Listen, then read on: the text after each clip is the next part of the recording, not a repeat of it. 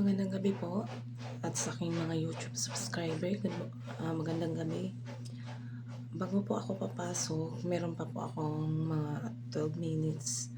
So, gagawa muna ako ng video bago ako pumasok kasi pang night duty ako ngayon. So, yung nakaraan, hindi maganda yung ano natin. Parang nasasad tayo ngayon kasi nga po sa nangyari ng Chris Pau, kung totoo man yun. Kasi sa live po ni Sir Paul, awang-awa pa ako sa kanya kung totoo man yung nangyari. So hindi po kasi natin alam kung totoo po yun. Basta ang alam ko po, andyan lang po ako lagi nakasuporta sa PB team. Kung wala na talagang Chris Pau. So andyan lang palagi kami mag-asawa kay Sir Paul at kay Krishna. So, sisimulan natin yung kwentuhan tungkol sa sinasabi ng paghiwalay daw ng Chris Pau. Kasi nag-live si Sir Paul, sinabi kasi na parang may tampuhan or something. Merong nag-traidor sa grupo. Merong isang nag-traidor. Hindi natin alam kung sino. Pero sure ako hindi sa PB Team Davao. Siguro sa PB Team Luzon siguro. So sa hindi ko naman masisisi kung bakit ganun si Sir Paul. Baka siya parang nagtampo or parang galit siya, pero sinabi naman niya na okay na sila. Inayos niya na lahat para walang mamumuong sakit ba. So ang bait talaga kasi ni Sir Paul, alam niya magdala ng isang grupo. So feeling ko nasasaktan lang po talaga siya, kaya parang may tampuhan nangyayari. Hindi mo makikita sa vlog na yung pauwi na sila galing Mindoro, hindi mo na makikita na magkasabay sina Krishna at si Sir Paul. Sana prank lang ito. Sana prank lang tong nangyayari na ito. Sana hindi totoo kasi dami po talaga apektado, lalo na yung mga supporters. Yung tunay na mga supporters ni Sir Paul, damo talaga maapektuhan. Kagaya namin.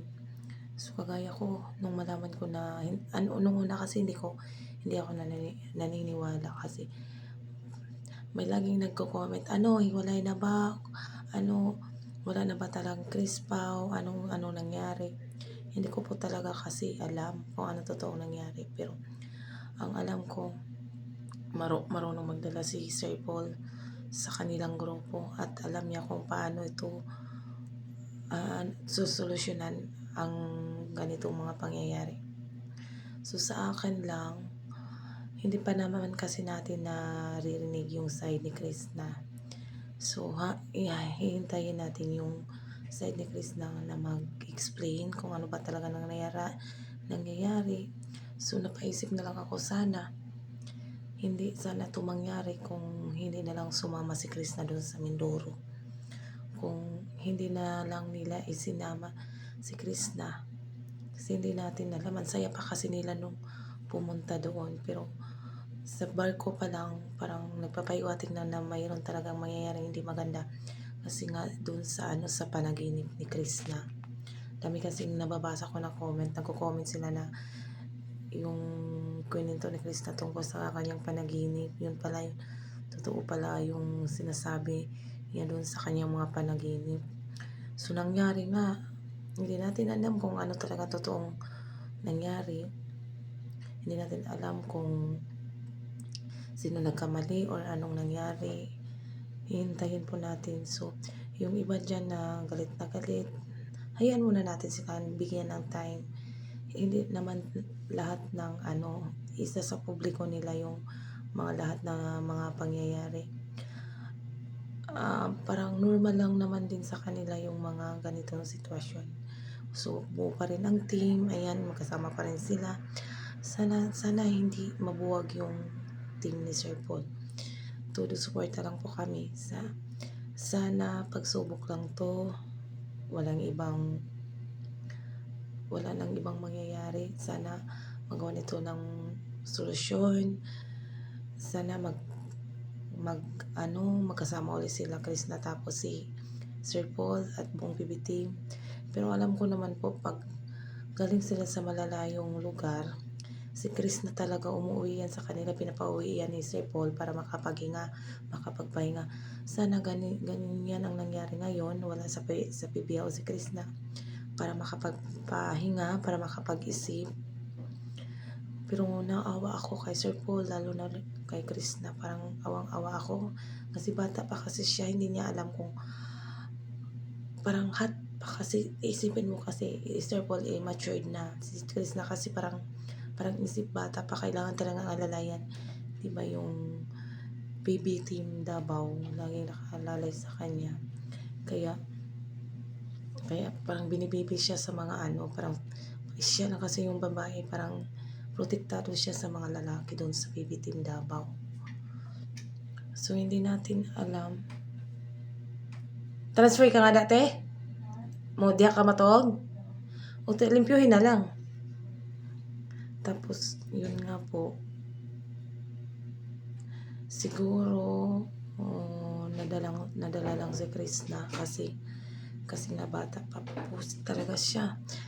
Tingnan mo yung mga kilos niya, para pang nagwawala ba or hindi may misunderstanding. Parang pag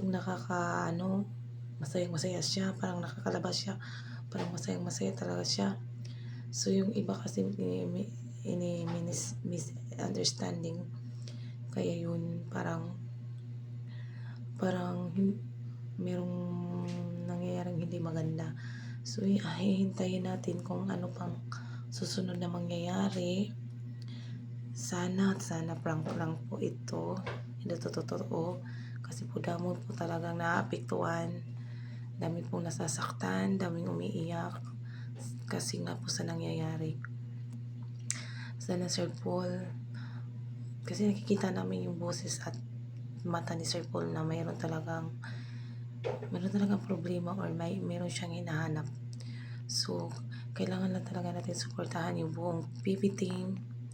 Huwag na tayong dumagdag pa sa mga issue. Huwag na natin silang gawa ng maling pag-iisip. Susuportahan na lang natin yung PB team at sa kanilang muling pagmimisyon. Hayaan muna natin silang makapaghinga at makapag-isip, lalo na si Chris na huwag muna tayong gagawa ng issue na hindi naman natin alam kung ano talagang totoo nangyayari. So hihintayin natin sabihin ang totoo, o sasabihin ni Chris kung ano talagang totoong nangyayari. So hintayin natin yung side niya. So alam ko naman mabait si Sir Paul, mapagbigay, mapagpatawad. Sana kaya niya ipaglaban si Krista kung totoo man yung nangyayari. Sana alalayan niya, kasi nga po bata pa talaga siya. Tapos hindi pa niya kailangan talaga ng alanin ni Sir Paul. Alam naman natin daming pangarap si Krishna sa kanyang pamilya. Sana ganitong pangyayari magiging aral na to ni Krishna, na hindi mapadalos-dalos sa kanyang mga kinikilos, pag-isipan niya, kasi nandyan na siya sa mundo ng pagbablog. So dami na talagang nakatingin sa kanya, parang artista na talaga siya. So daming umiidolo sa kanya. So magiging maingat, lalo na nasa isang sikat na team siya, isang mabait na PB team, Sir Paul. Sana pag-isipan mo na kung ano ang dapat gawin. So yan lang muna po, at antabayan na natin ang susunod ng pangyayari sa PB team at sa Chris Pao. Sana makatulog kayo ng maayos, kasi sa kakaisip ko sa kanila parang yung utak ng hihina ako, kasi sila lang yung iniisip ko. So, magandang gabi po at thank you po sa panonood. Maraming salamat at huwag tayong magsawang magsuporta sa Chris Pao at sa buong PB team. Thank you po.